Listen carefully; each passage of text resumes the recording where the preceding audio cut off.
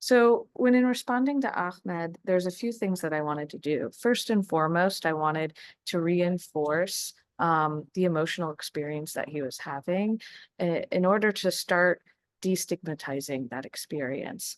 As a therapist, it's important for us to recognize, like, if we were in this situation where we constantly heard an auditory hallucination belittle us, say cruel things to us, we too would have a very natural negative response to that.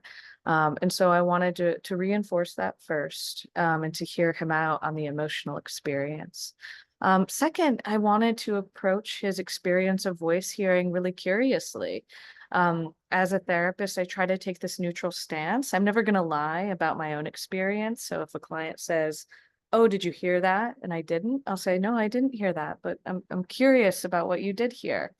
Um, and on the other end of things, when I have a CBTP background, so cognitive behavioral therapy for psychosis, and within this orientation, we don't really prioritize what our clients' interpretation of their voice hearing experiences are.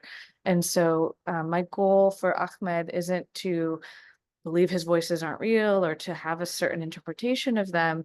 My hope is that through the different methodologies that we do down the line, whether that's um, behavioral experiments, exposure, cognitive restructuring, both his interpretations of and experiences of voices will lead him to have less fearful, less stressful responses. And so, with a religious lens, I might also be exploring, and as I questioned him, get a better sense of, oh, how does he know it's jinn, or jinni, and there, within the context of Islam, there are often like good, bad, neutral jinn, and how does that religious knowledge link or not to his experience of it, with the voice hearing? And so these are a lot of questions that we could use to get a better understanding of what those experiences are like and find interpretations that are more helpful, and hopefully down the line through like behavioral experiments or other means show Ahmed that he has a lot more power than he might have originally felt. And this could be really encouraging within the context of religious coping and feeling like, okay, even if he's hearing these negative things, he doesn't always have to um, take them close to heart or prioritize them, and he can shift his focus elsewhere.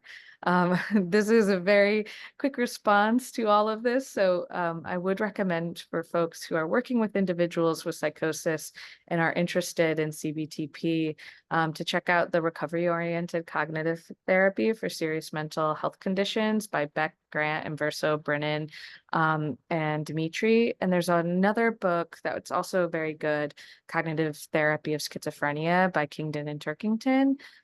So both of those books are great starting places to begin this exploration.